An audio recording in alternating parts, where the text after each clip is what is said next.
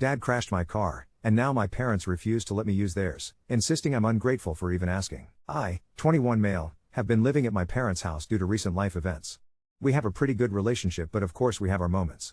Well, about a week ago, my mom was at work and my dad needed to run by the store. He couldn't wait until mom got back, so he asked to borrow my car. I agreed to let him have it as I didn't have anything Jay needed to do right then. Well, about 40 minutes later I get a call from him saying he had been in an accident. Of course that scared the shit out of me and I made sure he was okay first. He said he was fine and explained the accident. Long story short, he ran a stop sign and smacked straight ahead into another vehicle. Luckily, no one got seriously injured. Except my car. It's busted up pretty bad.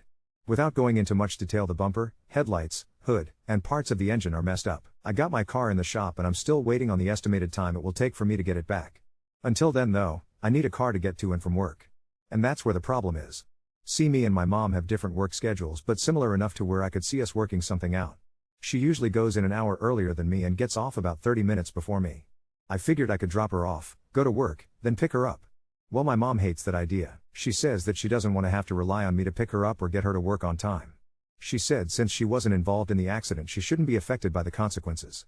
I told her it would just be until I got my car back, but she didn't care. I was expecting Dad to back me up, seeing as he's the reason I got into this mess. But instead he just agreed with her and said I should find a different way. The problem is, there is no different way. There's no good public transportation system in our town and we live about 45 minutes away from where I work. My dad then suggested I bike to work, which I quickly shut down. I'd rather not have to bike all the way to and from work every day when we could literally just share a car. I told them it was unfair for them not to let me use their car since Dad crashed mine. Then they said I was just being ungrateful as they were already putting a roof over my head and I shouldn't expect much more from them.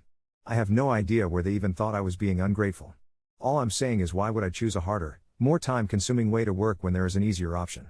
Am I being unreasonable? I feel like at the least Dad could convince Mom to let me use their car since this is his fault. But instead, he's just sitting there agreeing with everything she says. I would ask my siblings to chime in on this, but knowing them they'll just agree with my parents. So Ada? Update 1. Some things have happened since my last post. I calmed down a bit and decided to finally answer one of my dad's calls. He started talking about how afraid he was that I was never going to talk to them again. Then he said that things weren't supposed to go that way the other day and apologized for Mom putting my stuff outside. Apparently the plan was to talk to me about it first, but he said Mom got caught up in her emotions. When I asked why he didn't step in, he said it was because he didn't want to upset her anymore. I didn't really want to accept that excuse, but I took it so we could move forward. That was until I got another call from my brother. Mom's been absolutely shit-talking me to him and my sister. Apparently she kept comparing me to them and how good they're doing. Mind you, they're both older than me by several years. Then she went on a rant about how much harder it's been to raise me compared to them. At one point he says she even insinuated that I was a mistake. Though he says to take that with a grain of salt as she didn't outright say it. My brother was uncomfortable with listening to her talk about me so harshly and he decided to call and tell me. I'm feeling a mix of emotions about all this right now. Part of me is still mad about the whole suddenly kicking me out thing. But I'm mostly just sad about it all. Knowing that my mom is saying all this stuff behind my back only makes me think she really means it. And whether she outright said it or not, hearing that she thinks I'm a mistake honestly crushed my soul. I don't understand why still, but I guess she has her reasons. I don't really want to talk to her again, but I do really want to know the truth of why she feels this way about me. I'm not sure about Dad yet. I'm not the type to cut people off, and having to do it to one person is already too much for me. Update 2. So a lot more has happened over the last few days. First, I went back home the other day to grab some important things I needed. I waited to go back over there until I knew my mom would be at work and tried to make it quick cause I didn't particularly want to see my dad either. While I was in there I did tell him what Mom had said about me. He did seem shocked she would say that to me or my siblings. But when I asked if this is the first time she's ever said that, he admitted that she's told him that more than a few times. When asked if he knew why, he just told me she has her reasons but they're not my fault. I tried to get him to explain more, but that's really as far as he would go. I don't really know how I should feel about that, but I just went with it. I asked if that's how he felt about me too. He said it's not and that he loves me. It hasn't really felt like that's true and I wanted to say that to him, but I just ended up saying okay. I told him I'm cutting Mom completely off and him too for now. After that I took my stuff and left. Fast forward to a couple days ago. I got a very angry series of messages from my sister about how horrible I am for turning our brother against our mom. She said I made Mom cry and that I should be ashamed of myself. Needless to say I had no idea what she was talking about. As far as I knew my brother wasn't against anyone in this situation, so I was just confused. I tried to ask her to explain, but I should know by now that I never get an answer from that. So instead I called my brother to ask him directly. Apparently Mom found out that I knew about what she said. I'm assuming Dad told her. Then she called my brother and screamed at him for going behind her back and telling me, to which he responded that she was the only one saying things behind people's backs and that she was being unreasonably mean to me for no real reason. He told her she should get her priorities straight and go yell at Dad for causing this whole thing. Then he told her not to call him again if all she was going to do was yell about someone or something. I honestly wasn't expecting that from my brother. He's not the type to step into conflict if he doesn't have to, but obviously her yelling at him set him off. I'm not trying to say I'm happy she did that, but I'm happy my brother responded the way he did. Obviously she cares more about what he thinks than she does me. I told my brother about what Dad says and he agrees his response feels weird. I asked if he possibly knows why since he's a bit older than me, but he's just as shocked about this all as I am. He also said he would talk to my sister about everything and get her to back off, so now I'm waiting to see how things go with that. Like I said before, I'm not the type to cut people off, but if my mom is just going to use my sister to talk to me, I'm going to block her too. Also, as far as housing goes, I decided to take my friend up on his offer and stay until my other friend's lease is up. That's the update for now. Update 3. I had a conversation with my dad a few days ago. My brother and I talked him into giving me a better response than mom has her reasons. I just wanted to know why or if mom had any reason for saying what she said. And he finally told me. The story according to Dad is him and my mom were in their late 30s/early 40s when they found out mom was pregnant again. Which I did know and after reading some comments thought might be contributing to this whole thing. At the time they had decided that they were fine with just my siblings and were done having children. So it wasn't the best surprise to them, but they didn't have any option but to go along with it. Apparently the pregnancy was super hard for my mom. He said she was always in and out of the hospital. It put a lot of stress on my parents and they had to worry about mom's life and mine. Eventually mom began feeling some type of resentment. Dad even said that mom started to question if the pregnancy being so bad was a sign God didn't want her to have me. And the birth was apparently also very traumatic for her. She ended up having to give birth prematurely due to complications and lost a lot of blood during the process. Which led to more pain and resentment. Dad said mom had a hard time connecting with me as a baby and that she said it didn't feel right. Then when I was a kid I had some health issues which added more stress onto their plate. So mom eventually started believing that God had made some type of mistake and accidentally punished them with me. I want to say that hearing that did make me sad for mom. And I do feel bad for what she went through to bring me into this world. But at the same time I didn't choose for her to do that. So to get blamed for it seems unfair. They had a decision to prevent this if they didn't want it. And they actively chose not to. Or at least Dad did, as in his own words he doesn't believe in contraception. He did also mention another reason though. Mom never wanted me to move back into the house. She had been waiting so long for the house to be empty already. So was angry at the thought of me staying at home once again. He said she always thought my reasoning was stupid and that I was overreacting. Dad ended up convincing her to let me stay for a little while though. Though I think Dad believes the same. He just didn't want to seem bad. I'm not going to go into too much detail about why I moved back in.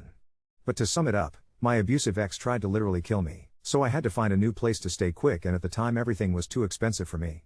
Plus none of my friends lived nearby then. So my parents were the best choice, and I thought they were fine with it. I've never seen it as a point of tension between us, but I will say that my dad's made fun of me more than a few times for it. I assume that's what mom's view is too on it. That it's a stupid excuse. So that's what my dad says mom's reasoning for all this is, and he's as close as I can get to asking her directly, so I'm going to have to take his word for it. After hearing all of this, I'm not really sure what to make of it. I wouldn't say it helped, and honestly has made me feel a bit worse somehow. But I'm stupid for looking for an answer in the first place.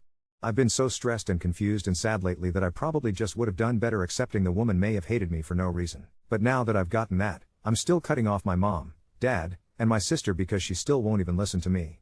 Her and my mom are still harassing me and I'm just not even in a state of mind to deal with it all anymore. I know I said I'm not the cutting off type, but I realized I'm going to feel horrible either way. So why not just remove myself? Obviously they've never wanted me around anyways. And a bit of an update on my current situation. My friends have still been supporting me and helping me through all this. Which I cannot be more grateful for because if it wasn't for them I honestly don't know if I could handle all this. In worse news, my job let me know I was being let go. Which isn't related to this situation at all but just feels like a kick in the face. I don't know what I did to piss the universe off but obviously things aren't going in my favor. So my plan is still to stay with my friend and get an apartment with another one once their lease is up in 2 months. But now I just also have to find another job. Anyways, that's the update. I'm sorry it's so long but so much has happened and been said. I'm feeling absolutely terrible right now and I'm just trying to get past all this. Hopefully in a couple months I can come back and update you with more positive news. Also, thank you for all the extremely kind and encouraging comments and messages everyone has been sending. Reading through the advice and people who have gone through similar experiences truly has helped. Update 4. So, life seems determined to keep throwing curveballs my way, but there's actually a ton to update about, some of it bad, a little bit good, and at least a few things that'll probably make you all go excuse me, what? So strap in, this one's a doozy. First, let's start with the car situation. since that was the catalyst for this whole family dumpster fire. After almost a month, the shop called about my car. Plot twist, insurance is fighting the claim because my dad was a driver not on the policy, even though he's my dad. Apparently that's loophole city. There's a chance it'll be considered a total loss, which would mean a payout way less than what the car's worth. I'm trying to negotiate, but it's like pushing a boulder up a mountain, and I keep thinking about how all of this started from just saying yeah, borrow my car. Now, to the family side, get popcorn. So my dad is still contacting me. He tried apologizing again, sent a couple of awkward texts with old family photos, almost as if nostalgia will fix things.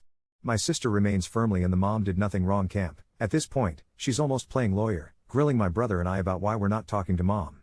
I keep getting these vague guilt trip texts from her. I hope you're happy now, and if anything happens to mom it's on you. Like, what the hell am I supposed to do with that?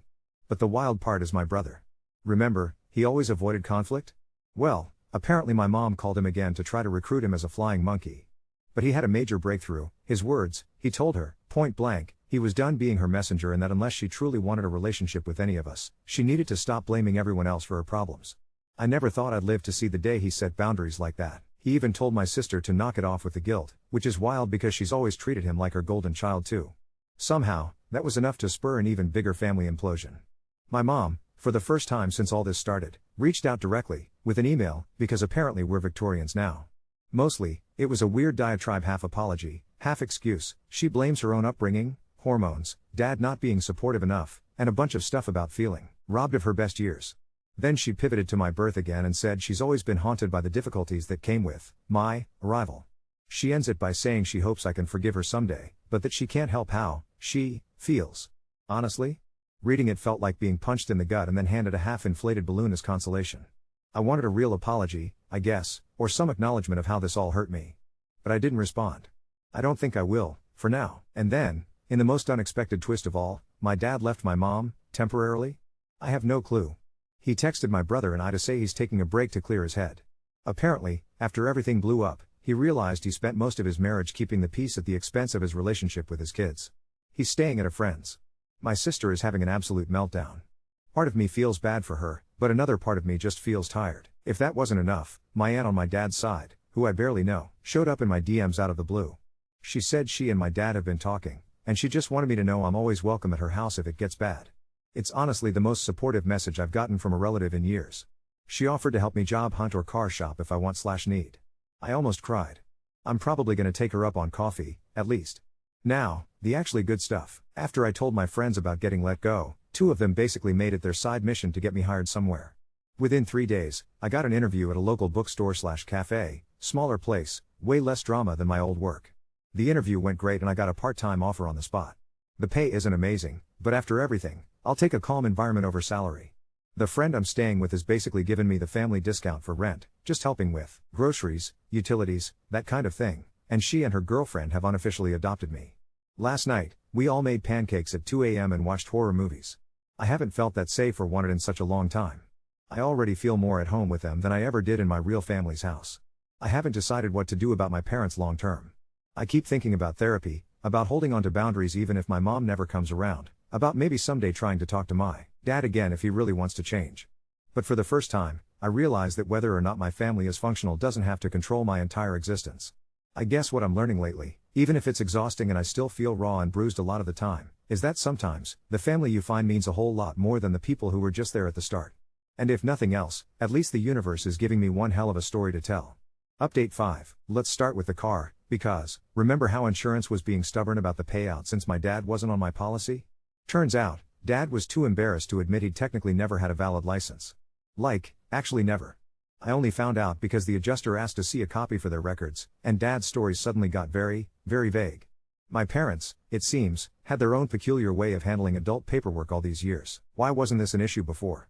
Well, my dad's been job locked at a family business for 20 plus years, so no one ever noticed or cared. I won't get into the weeds, but suffice it to say, insurance has flat out denied the claim. The shop let me know they need the car out by the end of the week. So I'm back to square one with transportation, except now there's a little extra mortification sauce on top. The kicker is, when my dad called to confess, it triggered the great family email chain. Yes, everyone reply all, Ed, including my mom, sister, brother, random aunts, and, surprisingly, my mom's old friend who I haven't talked to in years. The subject, how did we get here? Because my family is apparently now a mid-tier Netflix drama, my mom, rather than taking the L, somehow managed to turn my dad's secret into a reason I'm a source of ongoing instability. In her words, if Op hadn't moved home, none of this would have come to light. To which even my aunt responded, how is he responsible for dad's paperwork from before he was born? I honestly wish I could frame that email. And speaking of my aunt, the one who contacted me out of the blue, she's become a total MVP. She picked me up for coffee and, I kid you not, came with a literal folder labeled Family Secrets, for when you're ready. Inside, old photos, letters, and, most awkwardly, what looks like a copy of my mom's old journal. She says she found it in my grandma's attic years ago, wasn't going to bring it up but all this drama seemed like a sign. Out of morbid curiosity, I read a few pages. Not gonna lie, it was rough. There are entries from when my mom was in her 20s, before any of us kids were born, talking about feeling trapped, uncertain, wishing her life had gone differently.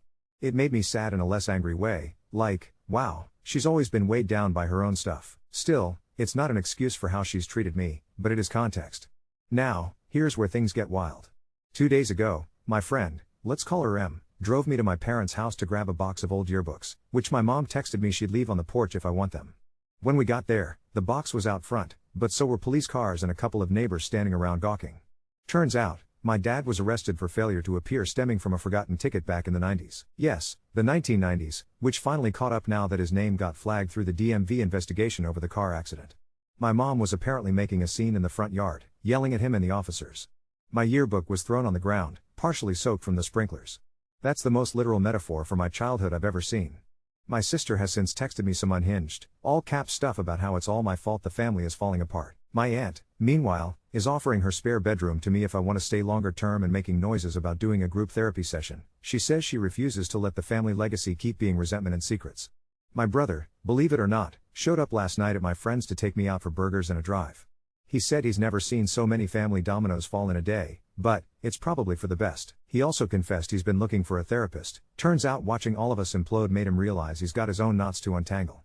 Work-wise, the bookstore/cafe is still great. Everyone's a little quirky, but it's the first time I've felt genuinely comfortable just existing at work. They have a lending library shelf, and the owner insists everyone pick a book as their staff signature. I picked the Glass Castle. Fitting, right? There's a rumor I'll get bumped to full-time soon if I want. After bills, it's not much, but my friends insist surviving matters more than thriving, for now. Emotionally, I'm honestly exhausted, but in kind of a clean slate way.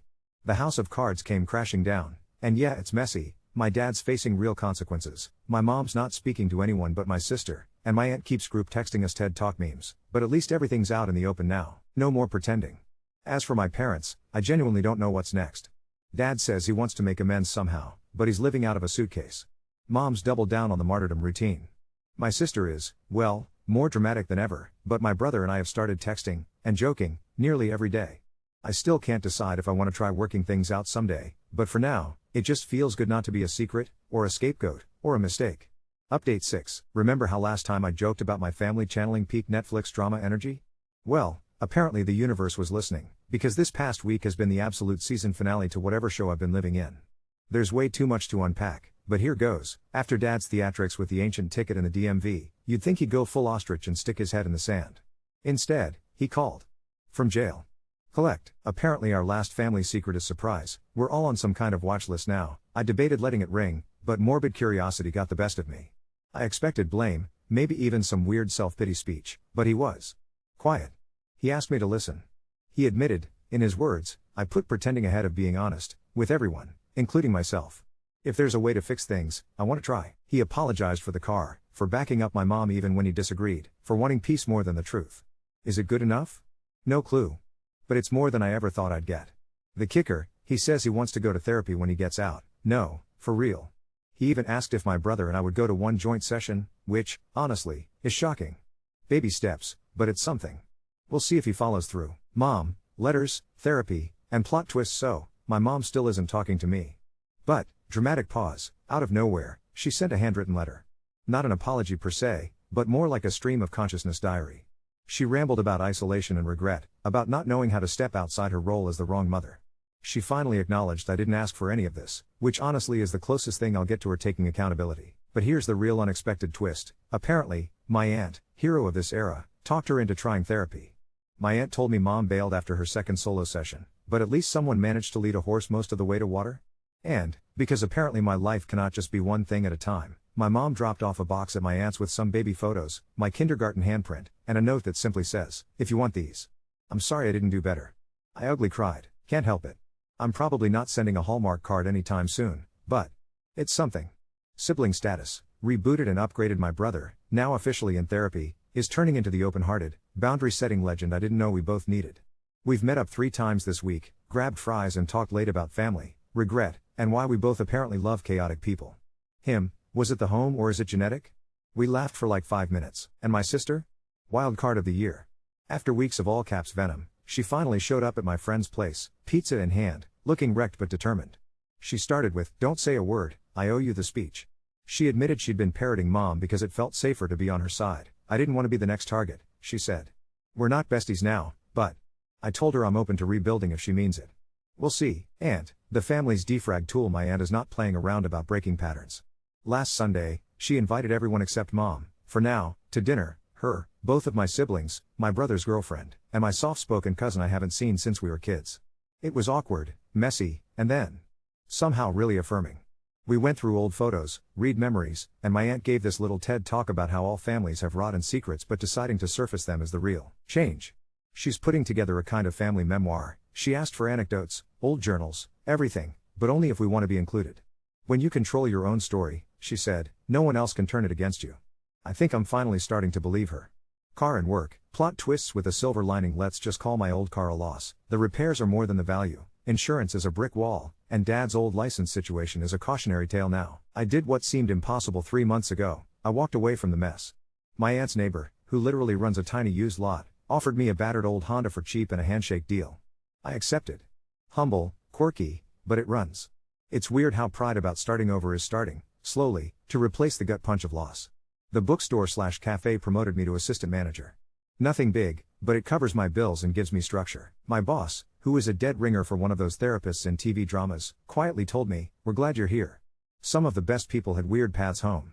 Friends, the real MVPs. My friends threw me a little congrats on not completely burning out. Night, homemade brownies, card games, and an embarrassingly sincere toast about found family. I've learned more about unconditional support in a month with them than in 21 years at home. Friend/roommate, who has seen way too much of my ugly cry face, offered to co-sign a future apartment if I want. I want you to want to stay, not feel you have to run.